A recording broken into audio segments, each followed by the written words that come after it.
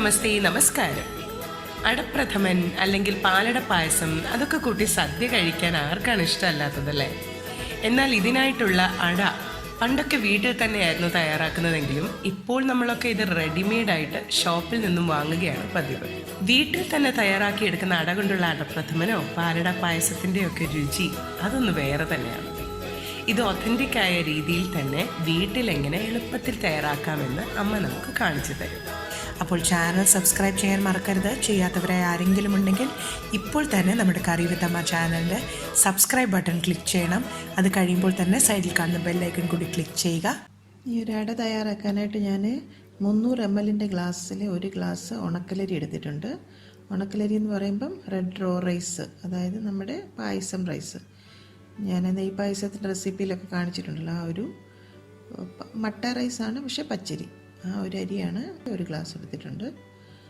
ഇത് 3 മണിക്കൂർ ഞാൻ സോക്ക് ചെയ്ത് വെച്ചതിന് ശേഷം വെള്ളമൊക്കെ നല്ലവണ്ണം ഡ്രെയിൻ ചെയ്ത് വെച്ചിരിക്കുന്നതാണ്. വെള്ളമൊക്കെ നല്ലവണ്ണം വാർന്നതിന് ശേഷം വേണം നമുക്കിത് പൊടിച്ചെടുക്കാനായിട്ട്. പിന്നെ ഞാനിവിടെ എടുത്തിരിക്കുന്നത് നെയ്യാണ്. 1 ടീസ്പൂൺ നെയ്യ് എടുത്തിട്ടുണ്ട്. പിന്നെ നമ്മളിത് പൊടി കുഴയ്ക്കാനായിട്ട് ആവശ്യത്തിന് വെള്ളം. ഇത്ര ഇൻഗ്രീഡിയൻസ് ആണ് നമുക്ക് ആവശ്യമായിട്ടുള്ളത്. ആദ്യം തന്നെ ഇത് മിക്സറെ ഡ്രൈ ഗ്രൈൻഡറിലിട്ട് നമുക്കൊന്ന് പൊടിച്ചെടുക്കാം. അപ്പം ഞാനിതൊന്ന് പൊടിച്ചെടുത്തിട്ട് വരാം. കണ്ടില്ലേ, ഇപ്പം നന്നായിട്ട് ഞാനിത് പൊടിച്ചെടുത്തിട്ടുണ്ട്. നല്ല ഫൈൻ പൗഡറായിട്ട് പൊടിച്ചെടുത്തിട്ടുണ്ട്. അതിലേക്ക് ഒരു ടീസ്പൂൺ നെയ്യ് ഒന്ന് ചേർത്ത് കൊടുക്കാം. നെയ്ക്ക് പകരം നിങ്ങൾക്ക് വേണമെങ്കിൽ വെളിച്ചെണ്ണ യൂസ് ചെയ്യാം, കുഴപ്പമില്ല കേട്ടോ. ഞാനിപ്പോൾ നമ്മുടെ വീട്ടിൽ തന്നെ തയ്യാറാക്കിയ നെയ്യാണ്. ഞാൻ നെയ്യുടെ റെസിപ്പി നേരത്തെ പോസ്റ്റ് ചെയ്തിരുന്നത് കാണാത്തവരുണ്ടെന്നുണ്ടെങ്കിൽ എങ്ങനെയാണ് പ്യുവറായിട്ടുള്ള ഗീ നമുക്ക് വീട്ടിൽ തയ്യാറാക്കുന്നതെന്ന് നിങ്ങൾ കണ്ടു നോക്കണം. ഇനി ആ നെയ്യ് ആ പൊടിയിലേക്ക് ചേർത്ത് നല്ലവണ്ണം നമുക്ക് കൈ കൊണ്ടൊന്ന് മിക്സ് ചെയ്യാം. നമ്മളിത് ഇലയിൽ പരത്തുമ്പോൾ ഇലയിൽ ഒട്ടിപ്പിടിക്കാതിരിക്കാൻ വേണ്ടിയിട്ടാണ് നമ്മളിങ്ങനെ നെയ്യ് അല്ലെങ്കിൽ നമ്മൾ എണ്ണ ചേർത്ത് കൊടുക്കുന്നത്.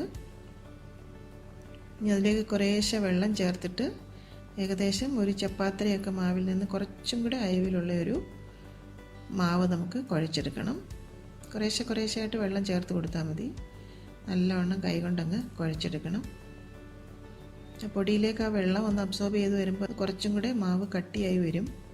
നല്ലവണ്ണം അങ്ങ് കുഴച്ച് കൊടുക്കുക കൈകൊണ്ട്. ഈ അടയൊക്കെ വീട്ടിൽ തയ്യാറാക്കുമ്പോൾ ഇതുപോലെ ഉണക്കലരി തന്നെ എടുത്തിട്ട് തയ്യാറാക്കുന്നതാണ് നല്ലത്. സാധാ പച്ചരി കൊണ്ടുമൊക്കെ തയ്യാറാക്കാം നമുക്ക്. പക്ഷേ ഇങ്ങനെ ഉണക്കലരി കൊണ്ട് ഉണ്ടാക്കുമ്പോൾ നല്ലൊരു സ്വാദുമാണ്. തന്നെയല്ല നല്ല സോഫ്റ്റായിട്ടുള്ള അട നമുക്ക് വീട്ടിൽ തയ്യാറാക്കിയെടുക്കാം. ചപ്പാത്തിയെക്കാട്ടിൽ കുറച്ചും കൂടെ ഒരു അയവിൽ വേണം മാവിരിക്കാനായിട്ട്. നമ്മൾ ഇലയിൽ ഇത് പരത്തേണ്ടതാണല്ലോ. അല്ലേ, അത് കുഴയ്ക്കുന്നതിനനുസരിച്ച് കുറച്ചും കൂടെ കട്ടിയായി വരും. ഈ ഒരു പരുവത്തിന് വേണം നമുക്ക് മാവിരിക്കാനായിട്ട്.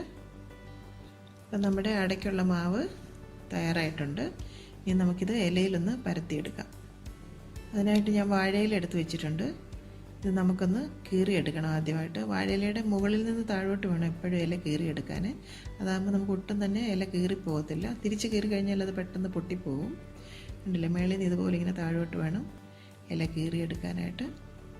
ഇനി അതിൻ്റെ ആ ഒരു ഞരമ്പൊക്കെ അങ്ങ് കട്ട് ചെയ്ത് കളയാം. അതിനുശേഷം ഈ ഇലയൊന്ന് 4ആയിട്ട് നമുക്ക് കീറിയെടുക്കാം. ഇതുപോലെ എല്ലാ ഇലയും നമുക്ക് അങ്ങ് കീറി പീസാക്കി എടുക്കാം. നമ്മൾ ഇലയെല്ലാം റെഡിയാക്കി എടുത്തിട്ടുണ്ട്.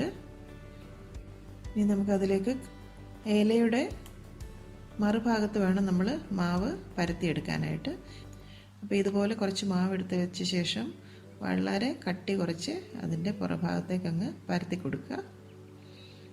ഇലയിൽ മുഴുവൻ സ്പ്രെഡാകുന്ന പോലെ തന്നെ പരത്തി കൊടുക്കുക. ഒട്ടും തന്നെ ഗ്യാപ്പില്ലാതെ അങ്ങ് പരത്തി കൊടുക്കുക. എത്രയും തിന്നായിട്ട് പരത്താമോ അത്രയും തിന്നായിട്ട് പരത്തുക. അതിനുശേഷം ഒരു ടൂത്ത് പിക്കോ എന്തെങ്കിലും ഒരു ഈർക്കിലോ എന്തെങ്കിലും കൊണ്ട് ഇതുപോലെ ഒന്ന് വെള്ളത്തിൽ മുക്കിയതിന് ശേഷം ഇതുപോലെ അങ്ങ് വരഞ്ഞു കൊടുക്കണം. ഇതിപ്പോൾ ഞാനിപ്പോൾ ഇവിടെ അടപ്രഥമൻ തയ്യാറാക്കാനായിട്ടാണ് ഈ അട തയ്യാറാക്കുന്നത്. അതുകൊണ്ടാണ് ഞാൻ ഇത്രയും വലുതായിട്ട് കട്ട് ചെയ്യുന്നത്.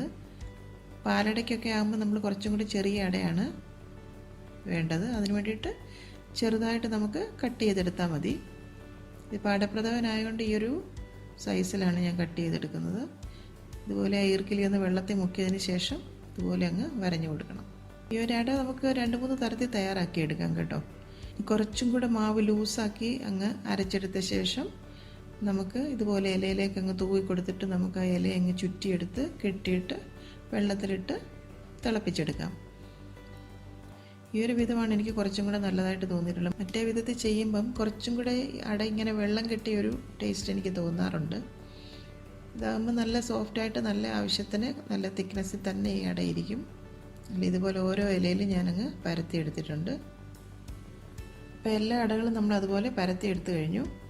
ഇനി നമുക്കിതൊന്ന് വേവിച്ചെടുക്കാനായിട്ട് ഞാനൊരു പാത്രം അടുപ്പി വെച്ചിട്ടുണ്ട്. പാത്രത്തിലേക്ക് വെള്ളം ഒഴിച്ചിട്ടുണ്ട്. വെള്ളം നല്ലവണ്ണം വെട്ടി തിളയ്ക്കാനായിട്ടൊന്ന് വെയിറ്റ് ചെയ്യാം. വെള്ളം നല്ലവണ്ണം വെട്ടി തിളച്ച് കഴിഞ്ഞാൽ ഇതുപോലെ ആ ഇല അതിലേക്ക് അങ്ങ് പതുക്കെ അങ്ങ് ഇറക്കി കൊടുക്കണം. ആ അട വെന്ത് കഴിയുമ്പോൾ തന്നെ ആ ഇലയിൽ നിന്ന് അതങ്ങ് വിട്ട് വെള്ളത്തിലോട്ടങ്ങ് വീഴും. അപ്പം നമുക്ക് ആ ഇല ഇങ്ങെടുത്ത് മാറ്റാം. കുറച്ചൊരു പകുതി വേവാകുമ്പോൾ നമുക്ക് അടുത്ത ഇലയും കൂടെ അതിൻ്റെ പുറത്തോട്ടങ്ങ് വെച്ച് കൊടുക്കാം. ആ അടയൊന്ന് പകുതി വെന്ത് കഴിയുമ്പോൾ അടുത്ത ഇല നമുക്ക് അതിൻ്റെ പുറത്തോട്ട് വെച്ച് കൊടുക്കാം. അങ്ങനൊരു 3-4 ഇല നമുക്ക് ഈ ഒരു വെള്ളത്തിൽ തന്നെ നമുക്ക് വേവിച്ചെടുക്കാൻ പറ്റും. ഒരു കമ്പ് കൊണ്ട് പതുക്കെ ഒന്ന് നീക്കിയിട്ട് കൊടുക്കാം. നല്ലോണം വെള്ളം വെട്ടി തിളയ്ക്കുമ്പം അടയൊന്ന് വെന്ത് വരുമ്പം ആ ഇലയിൽ നിന്ന് തന്നെ കണ്ടില്ലേ അത് വിട്ട് വരുന്നുണ്ടോ? ഇലയിൽ നിന്ന് ആട ഇങ്ങനെ വിട്ട് വരുന്നുണ്ട്. അതിൻ്റെ അർത്ഥം ആട വെന്തു എന്നുള്ളതാണ്.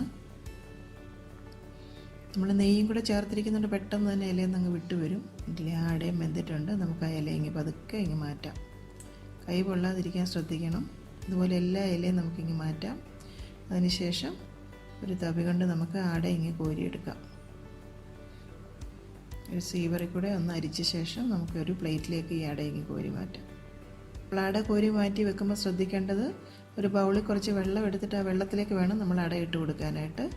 വെള്ളമില്ലാതെ നമ്മൾ അട മാറ്റി വെക്കരുത്. പെട്ടെന്ന് തന്നെ അട പുളിച്ചു പോകും. നമ്മൾ പായസം ഉണ്ടാക്കുന്നതിന് കൂടുതൽ സമയം മുമ്പൊന്നും ഈ അട ഉണ്ടാക്കി വെക്കരുത്. പായസം ഉണ്ടാക്കുന്ന അന്ന് തന്നെ വേണം നമ്മൾ ഈ അടയും തയ്യാറാക്കി എടുക്കാനായിട്ട്. ഇതുപോലെ അടുത്ത ബാച്ച് നമുക്കങ്ങ് തയ്യാറാക്കി എടുക്കാം. ഈ ഒരു ബാച്ച് അടയും നമുക്ക് വെന്ത് കിട്ടിയിട്ടുണ്ട്. ഇത് നമുക്കിതുപോലെ ഈ കോരി ആ ബൗളിലേക്ക് പ്ലേറ്റിലേക്ക് അങ്ങ് മാറ്റാം. അപ്പോൾ എല്ലാ അടയും നമ്മൾ തയ്യാറാക്കി എടുത്തിട്ടുണ്ട്. കണ്ടില്ലേ, ഇതുപോലെ നല്ല സോഫ്റ്റായിട്ടുള്ള അടയാണ് നമുക്ക് തയ്യാറാക്കി എടുക്കാൻ പറ്റിയിരിക്കുന്നത്. കാണുമ്പോൾ തന്നെ നിങ്ങൾക്കറിയാം. ഇത് അടപ്രഥമനൊക്കെ ഉണ്ടാക്കി കഴിഞ്ഞ് നമ്മൾ കടയിൽ നിന്ന് മേടിക്കുന്ന അടയെന്നൊക്കെ പറഞ്ഞാൽ പകുതി മൈദയായിരിക്കും. പിന്നെ അത് തന്നെയല്ല വെയിലത്ത് വെച്ച് ഉണങ്ങിയൊക്കെ വരുന്ന അടയല്ലേ. ഇത്രയും ഒരു സ്വാദൊന്നും നമ്മൾ പായസം ഉണ്ടാക്കിയാൽ അതിന് കിട്ടില്ല. അപ്പം നിങ്ങൾ ഇതുപോലെ അട തയ്യാറാക്കി നിങ്ങൾ പായസം തയ്യാറാക്കി നോക്കണം. എല്ലാവരും ഞങ്ങളെ അഭിപ്രായം അറിയിക്കണം.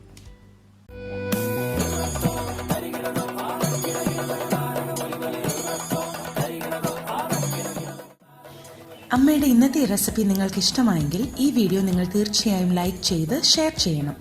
ഒപ്പം തന്നെ കറി വിത്ത് അമ്മ സബ്സ്ക്രൈബ് ചെയ്യാനും ബെൽ ഐക്കൺ ക്ലിക്ക് ചെയ്യാനും മറക്കരുത്. പെട്ടെന്ന് തന്നെ ഞാനും അമ്മയും മറ്റൊരു റെസിപ്പിയുമായി എത്തും. അതുവരേക്കും നന്ദി. Good bye.